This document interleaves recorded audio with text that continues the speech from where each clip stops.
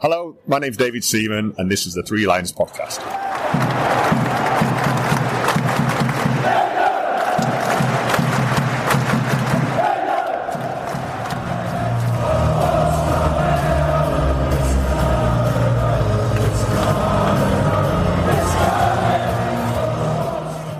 Hello and welcome to the Three Lions Podcast. My name's Russell Osborne. This is an independent England football supporters podcast. I hope you're well.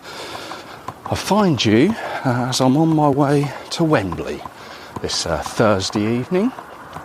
Thursday seems odd for England to me. Feels odd like when it's a Sunday or a Monday. I guess that's the way it is now, isn't it? With qualification games being spread across 7-8 days. But here we are, Greece at home in the Nations League.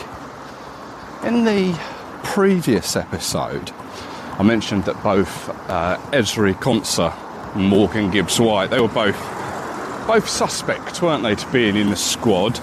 They've had injuries with their clubs. They did eventually withdraw, as did Kobe Mainoo.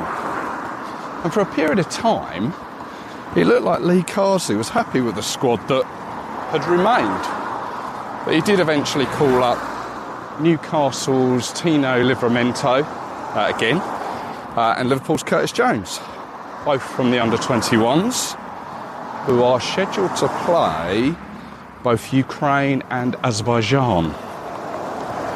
Now also, Carsley announced that John Stones would captain the side for the first time, which was something I wasn't aware of. Interesting stat, that one. And Cole Palmer, in the last week, had won the England Player of the Year for 2023-24, which isn't not a bad achievement for a player who only made his senior debut in November of last year. Now, I'm sure you've seen the news recently. George Baldock, he was a player who fans of MK Dons and Sheffield United will no doubt be aware of. He'd only just moved recently to Panathinaikos in Greece, a country that he represented on 12 occasions. Made his debut back in 2022. Sadly, yesterday, the day before our game against Greece, he was pronounced dead at his home in Athens. And whilst we're all hopeful, confident of an England win, I'm sure the Greeks are equally confident going into it. But this may galvanise them together in a way that tragic events like this can do. So I'd just like to pass on my condolences to his family and his friends. So welcome to Wembley. The DJ has finished her set. I've been waiting for her to finish so I could actually make myself be heard. Let's go through the team, because it's an interesting one. Lee Carsley, and as I speak, he is down on the pitch coaching the players. He's actually like one-on-one with some of the players as they're like having a pop at goal. It's really great to see. Anyway, the team he's picked, and they say it's interesting. We've got no Kane starting tonight, and in a way, it kind of feels like he's picked a load of players. He's put them all in a jar, shaken it up, and just thrown it out. And the first 11 that have come out he's chosen. But let's go through it. We've got Pickford in goal. Trent Alexander-Arnold. We've got Rico Lewis, Declan Rice, John Stones, as I said earlier, is captain tonight. Now this is where it gets exciting, because it's like all the attacking players have like come out in one go. Saka, Bellingham, Foden, Gordon, and Colwell, and Cole Palmer as well. It's a really attacking starting 11. I'm not quite sure what the formation will be or who's going to play in what position, but yeah, it looks exciting. I'm intrigued to see how this will go. I'm just looking now to see where Lee Carsley is now.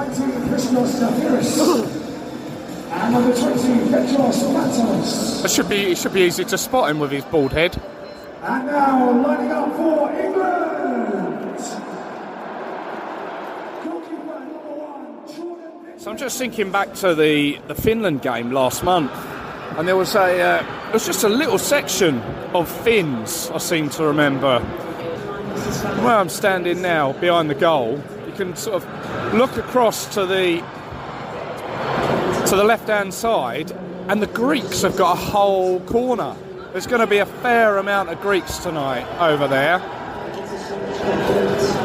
It'll be good to see. You can see there, like, blue and white flags there. Wembley, please welcome the teams, Greece and England.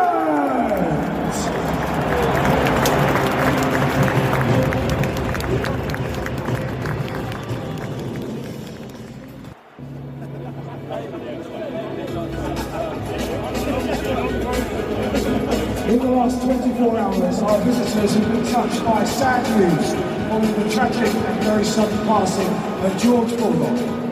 Players from both teams and officials will now gather around the centre circle to observe a period of silence. George was a Panathinaikos player who won 12 caps for Greece and spent the majority of his career in the English game, predominantly with MK Dons and Sheffield United. We send our condolences to his friends and family and will now pause for a period of silence.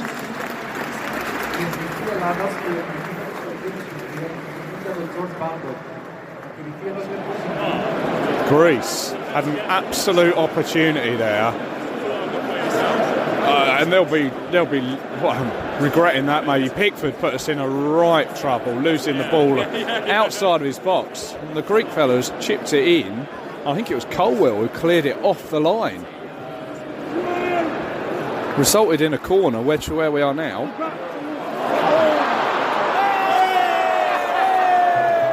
Went in, but gone for offside. We've got to be careful here. We've got to be careful. Greece have countered a couple of times. We don't seem to be knowing where we are at the back. 10 minutes in. Half-time score in the UEFA Nations League, England 0, Greece 0. There you go, 0-0. I would hazard a guess to say there'll be some changes come the second half. Those that front four were a bit toothless, really. We are certainly missing a focal point. Obviously, with no Kane, and you kind of realise we kind of playing the way we are. It kind of shows where we're missing Kane. But it makes me think, well, second half, we've got Solanke on the bench, we've got Watkins on the bench. They would be a focal point to use. I can't see how we can persist with the front four. It doesn't seem to be working. At the back, we look a bit at 6s and 7s at times. I'm not quite sure. I'm not convinced by Levi Colwell as the centre-half as yet. I kind of wonder, actually, maybe we do need Kyle Walker still, just to bring us that experience. I wonder it's just a little bit too soon to play the younger, inexperienced players straight in as we're doing. I don't know. But I think we will have changes come the second half. Well, 11 players have come out. No changes. Not for England, anyway. Greece have scored early in the second half. Slotted it past Pickford. They had all the possession. The defence just again looked at sixes and sevens. No one knew what they were really doing, when to put a foot in. There's the blue flare. Goal scorer for Greece, number 14, Vangelis Pavlidis.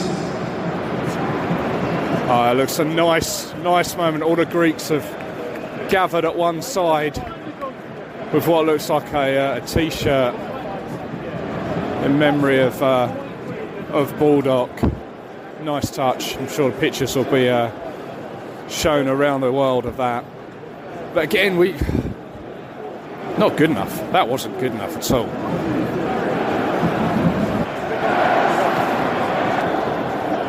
Substitution for England, leaving the field number 7, Bukayo Saka, replaced by number 23, Noni Madueke, replaced by number 11, Ollie Watkins. Watkins on for Anthony Gordon. Shortly after Greece had put the ball in the net for the second time, disallowed, but they're breaking away far too easily for my liking. But hopefully now with a more out-and-out striker, a more of a focal point, we can change the way we're playing here. Foden off, Solanke on. So we've got two strikers now, Watkins and Solanke. This is more of an attacking formation. See if we can salvage something from this. Goal scorer for Greece, number 14, Vangelis Pavlidis. Never seen Wembley empty so quickly. Greeks are loving it. Oh, it's gone to VAR. Greece have had the ball in the net, in England's net, about 4 times tonight. It remains 1-0.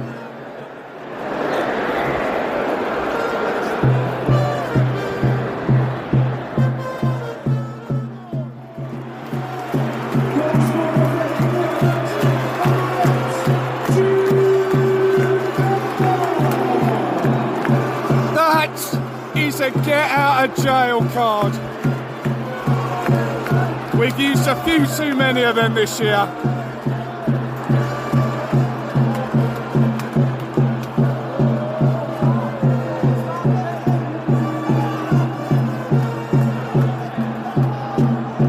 Good goal though, to be fair, good goal.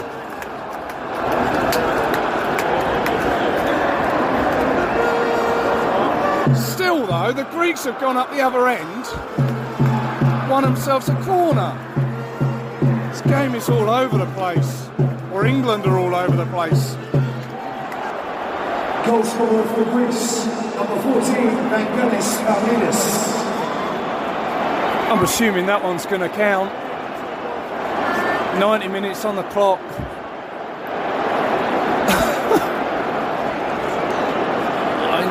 I can't really see what was actually going on there, but there were a lot of bodies on the floor. It's at the other end of the pitch to where I'm standing. But it's nothing more than Greece have deserved. Fair play to them. We've been atrocious. I'm not quite sure how this is going to reflect on Lee Carsley. I really don't know. I don't know how this is going to help him going. Well, it's not going to help him going forward, surely, but it's the players on the pitch. But he's picked these and the formation as such.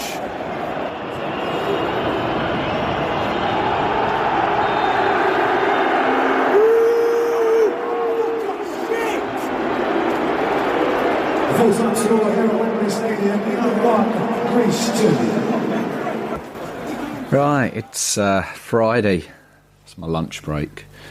I've put myself through watching the highlights, and I have to say, there wasn't a great deal of enjoyment there, was there? Apparently Greece 48th ranked team in the world. They became the lowest ranked side to beat England in a competitive game since we lost to Northern Ireland in 2005. Who apparently back then were 116th when the rankings were around then. I remember that night as well. I didn't go to that one, but I remember hearing it on the radio, listening to it on the radio. I don't think it was on the telly at the time, but yeah, that wasn't a pretty night. And as bad a performance as that was, I'm trying to find a little bit of perspective. I think it's needed. Maybe it was a blessing in disguise. Maybe it clears things up a little bit. Lee Carsley selected players on form or merit. He picked an attacking team. These are all the things that we, I, you, many of us, wanted Gareth Southgate to do. Remember? Take the handbrake off. Carsley did it. People were excited by the look of it. They're reading it on a screen prior to the game. They're looking at that going, wow, this is going to be exciting. How many goals are we going to score? He done it. It backfired. There's probably clearly there's a whole lot more to it than just that. But it didn't work. We kind of got it out of our system now. I don't play computer games, but it was almost like it was a computer game formation. Players they all seem to have an off night. It happens. That said, it seems to have happened quite a lot this year, despite making the finals of the Euros. We've had some poor performances this year, but it wasn't a side that we saw last month against Ireland. Finland was a little bit flip-floppy at times. Now, I don't want to say that last night was a game that didn't matter, because it did, but if he was going to do that formation, maybe a Nations League game was the game to do it in, rather than a World Cup qualifier or a Euro qualifier. Would it have had the same effect in a friendly against a Nigeria or a Hungary, someone like that? May have got a result doing it like that in a friendly, but then may have sort of lost the bottle to do it in an actual game where points are at stake. I don't know. I mean, the ramifications will become clearer later in the group, but it's done now, and it didn't work. There were 3 games played and 3 left. We may well be looking at a playoff to get out of League B, which isn't something that I thought we'd be talking about. I've got to be honest though, what has been surprising is the fickleness of fans, or what you read on social media, which you have to take with a huge pinch of salt. There's a knee-jerk reaction to Lee Carsley. Prior to him taking the job temporarily, the noise was fairly loud for him. 2 wins behind him, and there was no real consensus that it should be anyone but him going forward. It was all positive stuff. It's like there was a lot of it worked for Spain, so we should follow their model. But now there's the immediate clamour is he's not the right man for the job. And I have to say, I'm willing to give him another opportunity. I think he's got the final 2 games in November, I believe. But I think give him the Finland game to redeem himself. Let's just have a look at Group 2 as it stands after that Greece game last night. Greece are top with 9 points. England are second, still with 6. The Republic of Ireland, well, they beat Finland last night away from home, so they're on 3 points. Finland are bottom of the group with 0 points. So Finland will be looking to register a win or a performance at the very least on Sunday, and England will be licking their wounds and hoping to get back on track.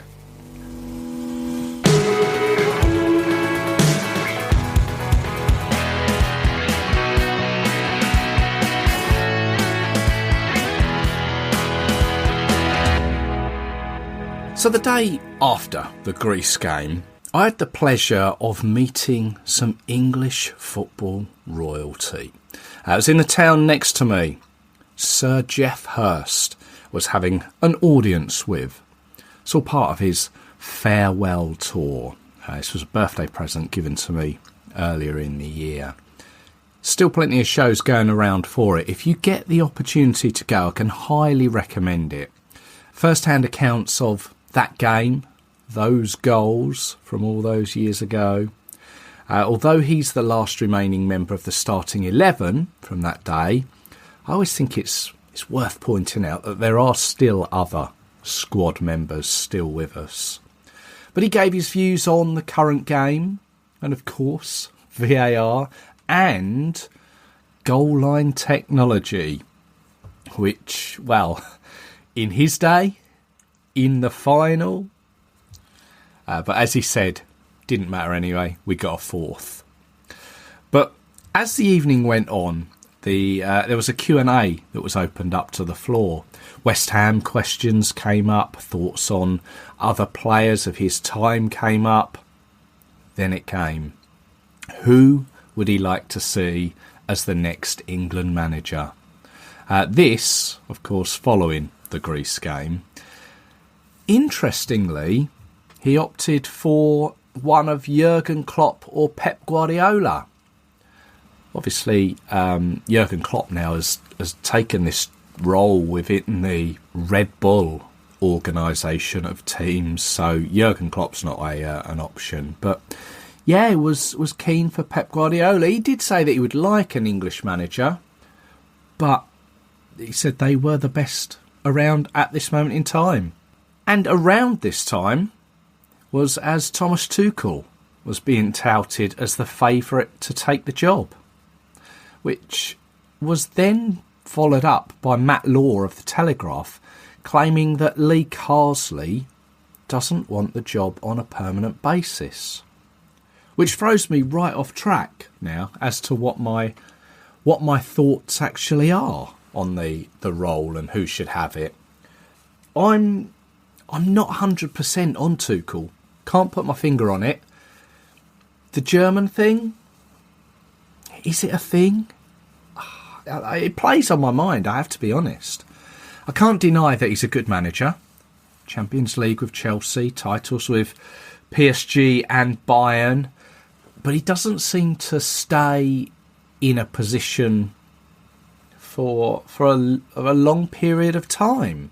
I've heard stories about his man management style with players that some maybe didn't get on with. So I want to say England isn't right for a foreigner's first international job. But I can't back that up because, well, England was Sven's first international job, as it was Fabio Capello's. But neither of them won a trophy. Third time lucky, maybe.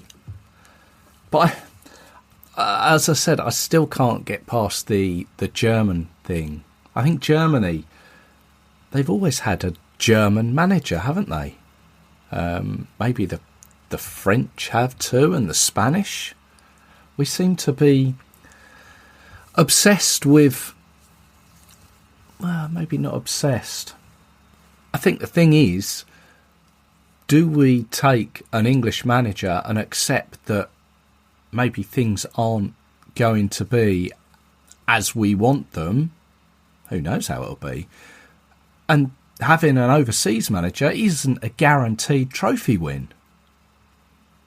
There's no right or wrong, I don't think. Just going to have to wait and see how all this pans out. Anyway, where was I? Sir Geoff Hurst. If you do get the chance to see him, do it. I've had a few messages asking me if he would have done the intro to the show. And believe you me, I was hoping to get the opportunity. I think it would have sounded great. I'd never done a meet and greet before, but in all honesty, it was a bit like a conveyor belt of, hi, how are you? Nice to meet you. Photographer says, smile, click, next. And then there's a quick autograph and you're moved along. So there wasn't really the opportunity. There were 50 plus people all waiting in line. I guess well-oiled machines don't take kindly to obstructions. Had I have known that was going to be the way of it, maybe I would have joined the queue last. Who knows? But Sir Jeff, if you're listening, it was a great evening. Really enjoyed it. Drop us a voice note.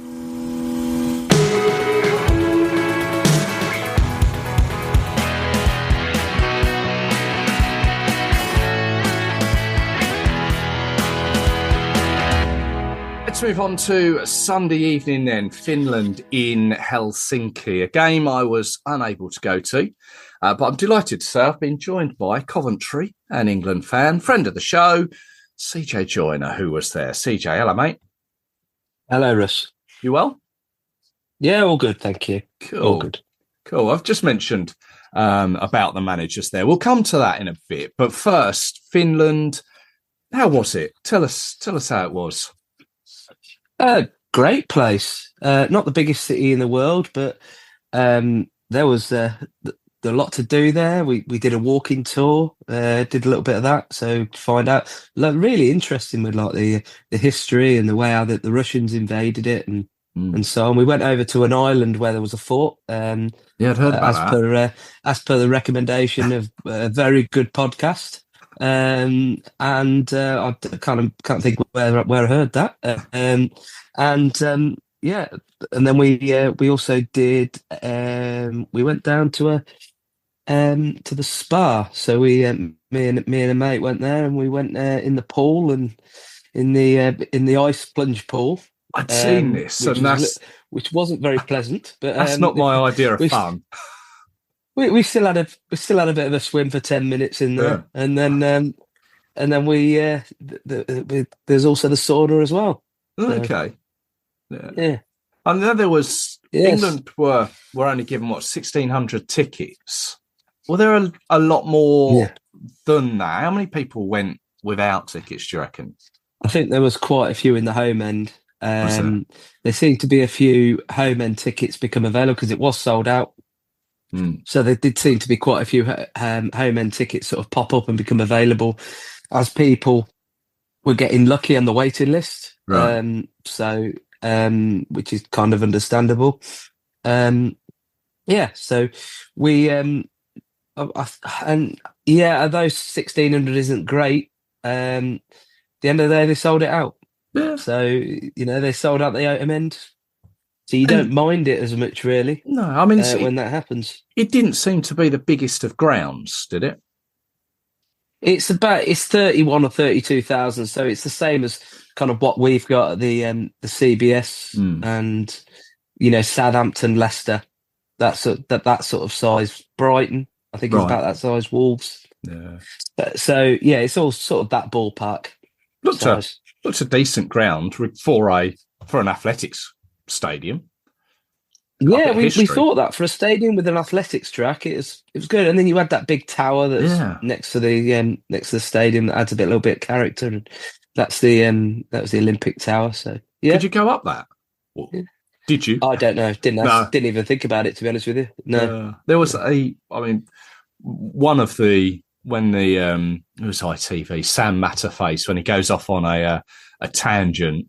He was saying that they went up that tower during the war, and they could only stay up there in cold months for about half an hour because any longer than that, about 70 meters, 70 meters up, and they had to come back down after half hour.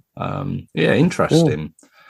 I mean, obviously the game came off the back of the disastrous Greece game. There was 6 changes this time. Henderson for Pickford, in came Walker and Gay at the back. Angel Gomez made his second appearance. Harry Kane and Jack Grealish also returned. It was more of a structured formation, I think we could say this time. What was sort of the general feeling before the game with fans, with yourself about, I don't know, this particular game, sort of on the back of the Greece one? Well, I think we definitely needed to make some changes, didn't we? Yeah. And let's face it, as soon as Kane is fit, he plays, doesn't he? There's, well, as captain as well. Yeah, and I mean, he probably makes that decision himself to an extent. The same as probably the likes of Walker and people like that. A bit further back, Henderson, I would imagine, would have made that sort of choice. They know their bodies, they know what they can do, and at the end of the day, they want they want to play all the time, but they look at the team side of things as well and think, you know what, I'm not feeling so good today, Gaffers. Ankles feeling a bit iffy, so you're not going to play today. I might come off the bench in a bit, but I think senior pros, you can trust them with that to a certain extent. So I think we had a little bit more structure to things. The problem was on Thursday, I just don't think anybody kind of knew where they were meant to be playing. Yeah. There seemed to be a lot of switching about. Bellingham and Palmer seemed to be running into each other from time to time because they didn't know who was playing forward and who was playing behind and so on. And I've got to say, the only thing I will say on the game on Thursday, we went to Azerbaijan. We went to Estonia v Azerbaijan on Friday night, and I've got to say that was considerably better than what we saw the day before. So, what's the score in that? Anyway, that finished 3-1, and I've got no idea how that happened. Literally, 3-1 to Estonia. Azerbaijan absolutely wiped the floor with them for the first 15 minutes. They could have genuinely been 3 or 4-0 up. Right. After 15, maybe 20 minutes. And it ended up being the 3-1 the other way. Yeah, so, right. And Tallinn, what a place.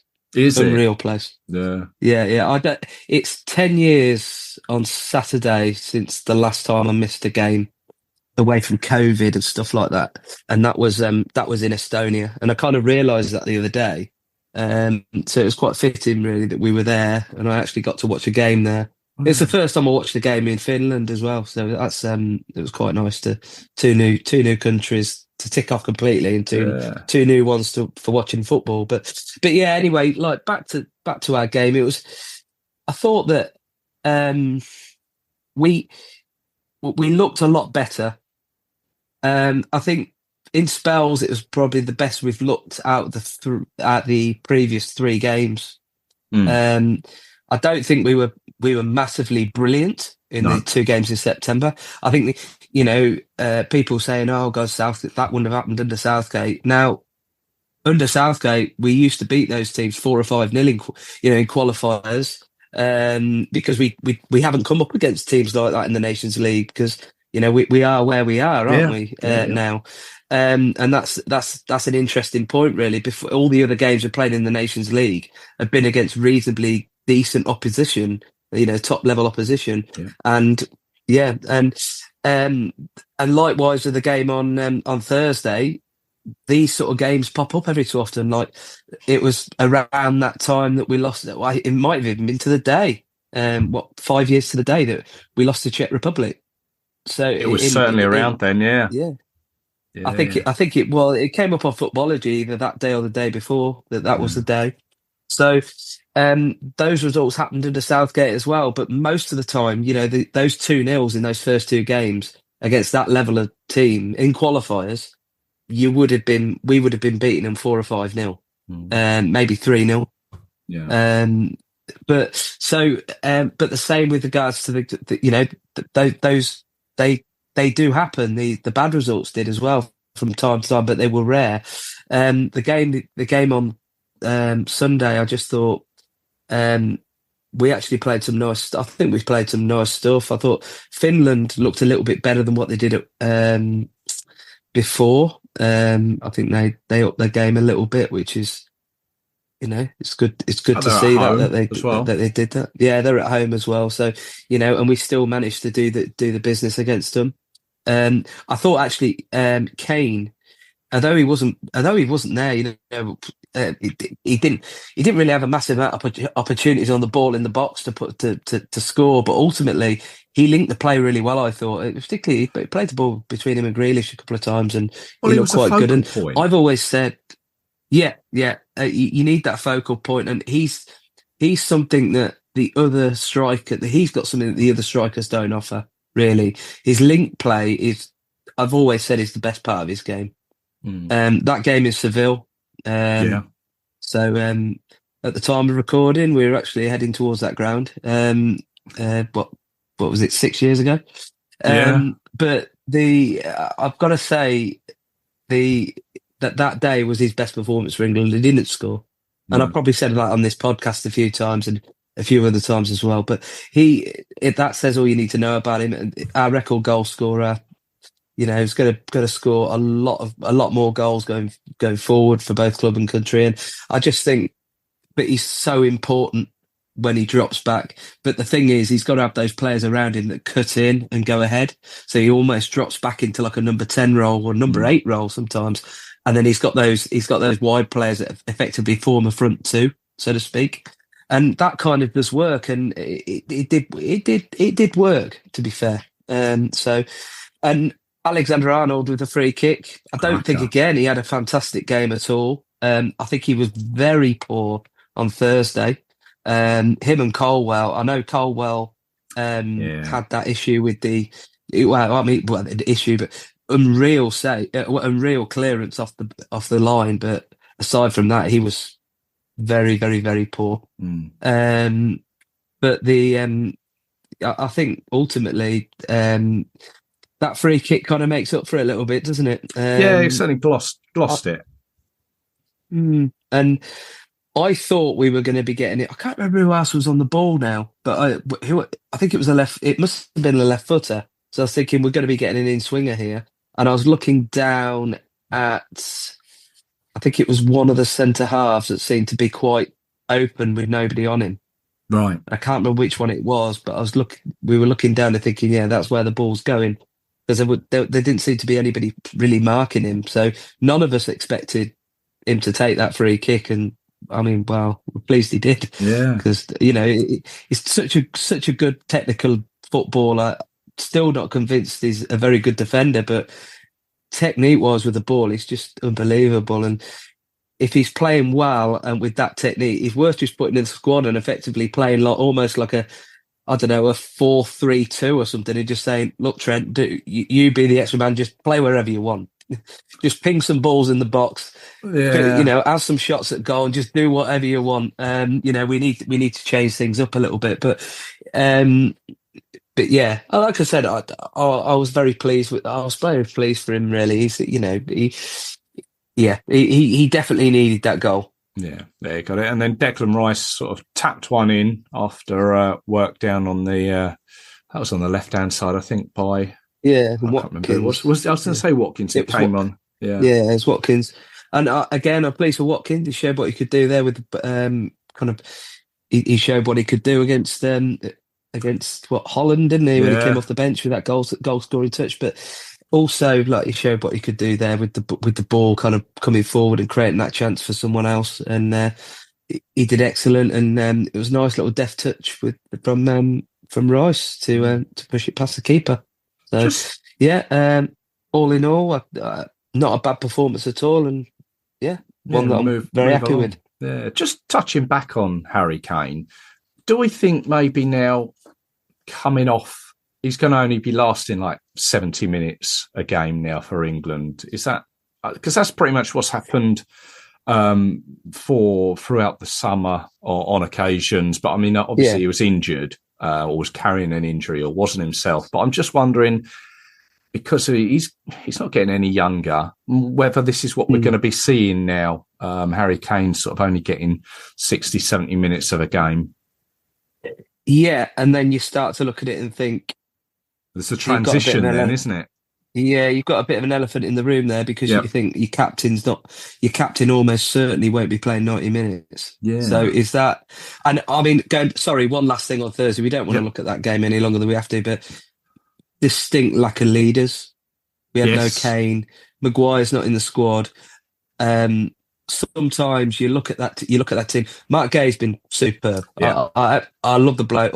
Uncle Mark, they all call him, don't they? Uncle And Mark. I think, yeah, and that's both at club and international level. The players are calling him that. So. But he just seems a lot older than his years. So, Right.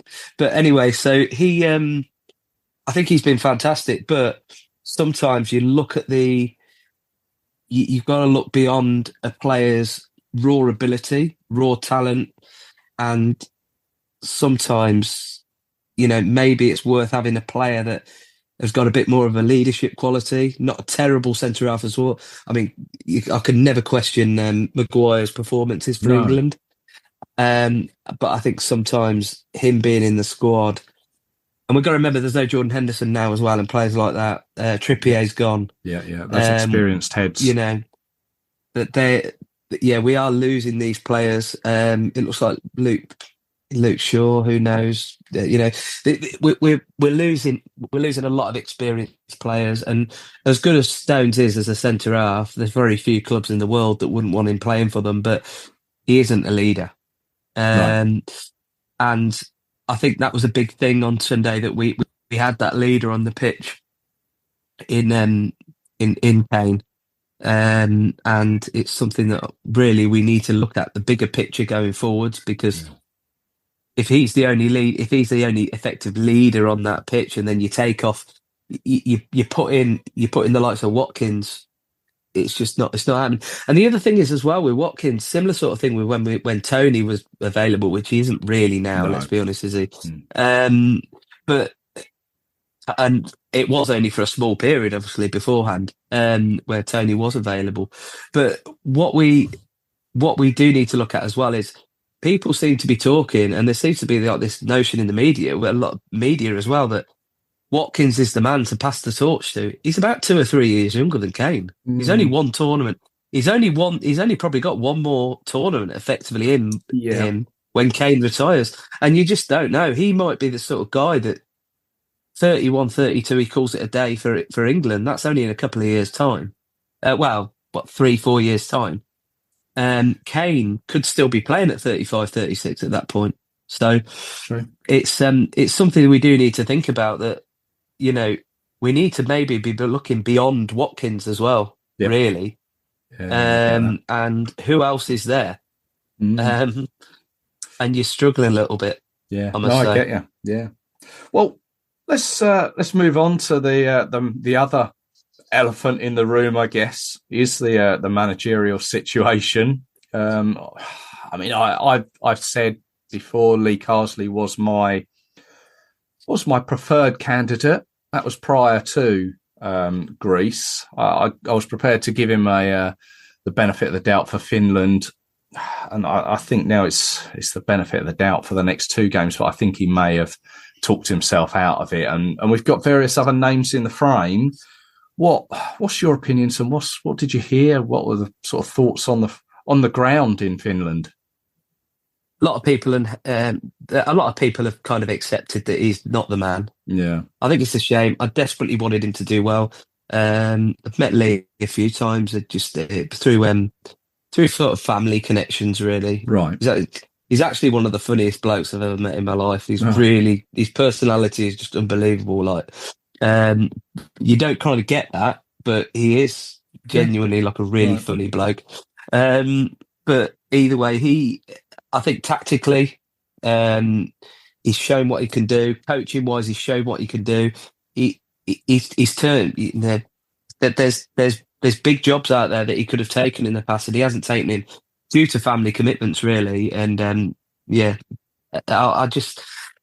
so there's no doubt in his coaching credentials, but I don't think I don't think he really wanted the job. This is what I'm thinking. He's kind of displayed that, hasn't he? And it's like 2016 all over again. Southgate did not want that job. He turned it down. Yeah. And then we bought in Allardyce. What happened, and we had to go back to Southgate, and he took it in an interim basis for 4 games. It was like I said, it's a similar sort of start actually. I know we lost the other day, but it wouldn't surprise me if we came out with 4 wins. From effectively another. If we came out with another 2 wins, so that would mean we'd had 5 wins, and Southgate was hired on 4.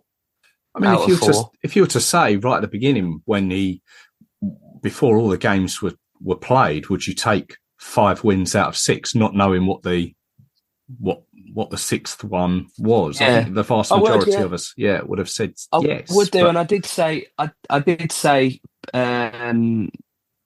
like in the previous after that international break, I said, I wouldn't be too disappointed if we lost one of the next 4 games. Ultimately, it's just the manner of it, wasn't it? But it's the way how we lost it, the performance, and everything else. The team selection, I can kind of see what he was doing. Oh yeah, I do. Totally. Just trying something a little bit different. Yep. Basically doing what half the people in the country wanted to see. Exactly. And let's have 11 attacking players on the pitch, but it just didn't quite work. It just didn't quite work out, did it? So, I think it's a shame. It's just not going to work out, and we're in a bit of a crossroads now of what happens. This is right. Where do we look now?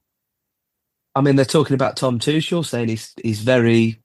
It seems like there's quite close talks, and we're not. That we're not far off, maybe, from getting something there, getting something sorted. I'm not. I don't want a foreign manager. I've always said that. I think it's a bit.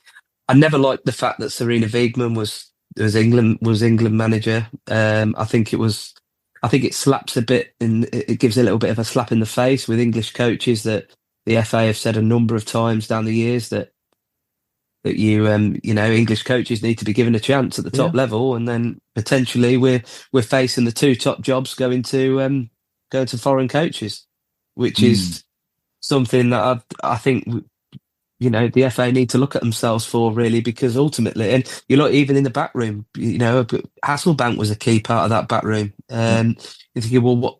I know Chris Powell has done it before, and he's doing very well now elsewhere, but I think you do need to be looking at what is going on. The FA are responsible for this, and these coaches need to be brought through, and there's just not enough of them in the Premier League at the moment. There really isn't. And I mean, whoever takes over, I'd like to see them bring in some of the younger coaches that are coaching elsewhere. Maybe the likes of bringing Carrick. Maybe he's somebody I really like.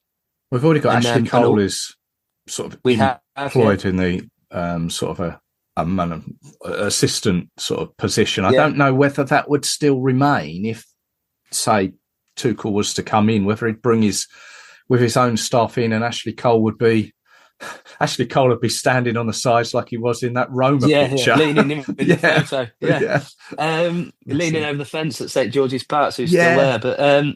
But I think the other, I mean, I'm pleased Pochettino he's taken the American job, so now there's now an entire ocean between him and the England job, which is only a good thing. Because I've never been that taken by him. I think he seems like a nice chap, and he seems, he's had a certain level of success, but I think I genuinely think there's better managers out there. I'm pleased Mourinho hasn't been spoken about at all, because recently, has he at all? No. Because let's face it, people moan about Southgate playing defensive football. If Mourinho took over, we'd go 1-1 up against San Marino, and he'd bring on 5 defenders to protect the lead. It's just what he's all about. Even 10, 15 years ago, he would have done that in his pomp. So ultimately, I never wanted him in charge, ever. The only other name that obviously is being mentioned is Guardiola, isn't it? But I think he's too tied to City. And even then, I'm still in that Tuchel sort of position and limbo of, I'm not sure. I don't want it, but I'm. Well, the thing that worries me with him is that he would come in. I mean, look, he's going to do a great job, isn't he? If he come wherever he goes, he's going to do a great job. My problem is he would come in, and does he really want the not to have the day-to-day running of? And with any how manager. long, potentially he could, so let's say, for example, he comes in, he does a great job next year, over the next year. We win every game until November. We qualify. And then he looks at, oh, right, we haven't got a game now till March. That's something that could really hit home to him. Yeah. He could think, over in between, say, June and September, there's not normally that many games going in during that time anyway at club level. There's actually a very, there's not much time. There's very rarely there's many games going on there. You miss a few competitive games and that's kind of it. But it's that period over the winter where, he's a day-to-day manager, isn't he? He is, yeah. And what worries me is that he could actually take the job and then just think, actually, do you know what, this just isn't for me. And then he walks out, and then we've got a big, we've then got a problem, haven't we? We've got another problem. We've got to think, well, what do we do now? Yeah. And maybe we get on the phone to Gareth and say, come on, come back, get the, but you get the just band don't back know. Together. You just don't know. And what I would say as well is, as good as he is, you just can't get over the fact that a foreign manager has never won the World Cup. That's very true. So no country has ever won the World Cup with a foreign manager. Only one country has ever won the Euros with a foreign manager, and that was a freak incident in 2004 with Greece. So, yeah. There's no guarantees. This is the thing, yeah. Yeah. Look at the favourites for this tournament. This past tournament, I personally think it was Portugal. They had the best squad going into it, I think. And you look at who their manager is, and you look what he did before, and probably the favourite, who should have been the favourite for a few tournaments before that as well. And that I think that says more about him, to be fair, with Martinez. But I think I just don't like this idea at all. I think it's just so sad that we're potentially going down this road again. When do we need to make a decision by? It's got to be pretty soon.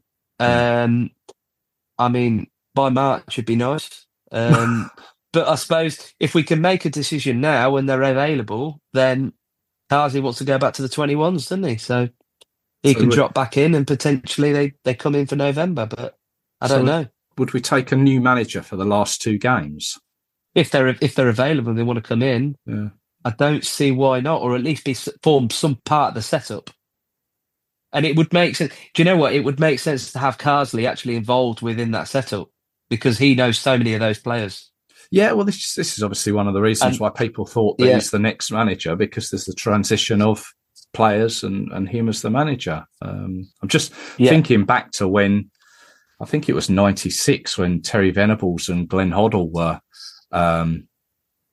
there was that transition period, and Glenn Hoddle was around Terry Venables' squad, and that didn't really go down too well.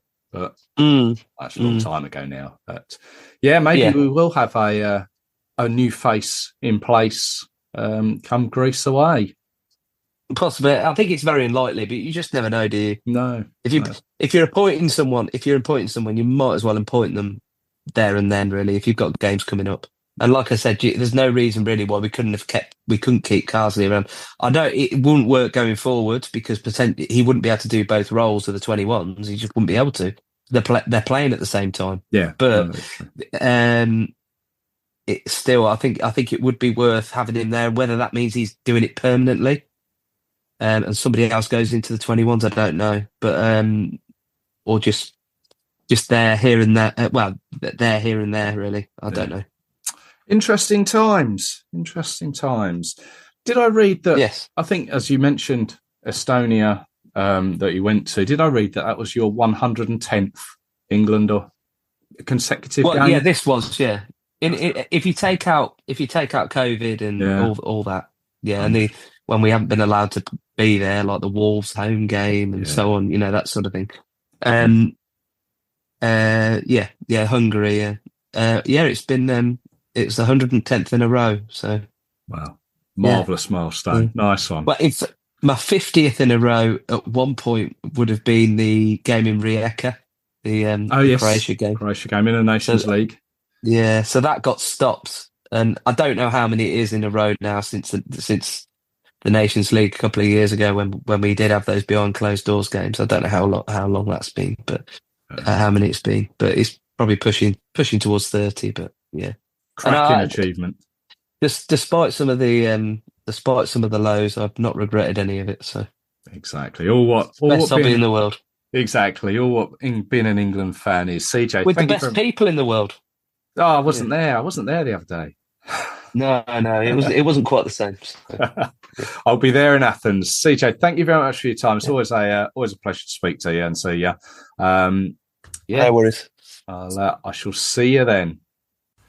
Thanks to CJ there for his time and telling us all about Finland. As always, interesting thoughts.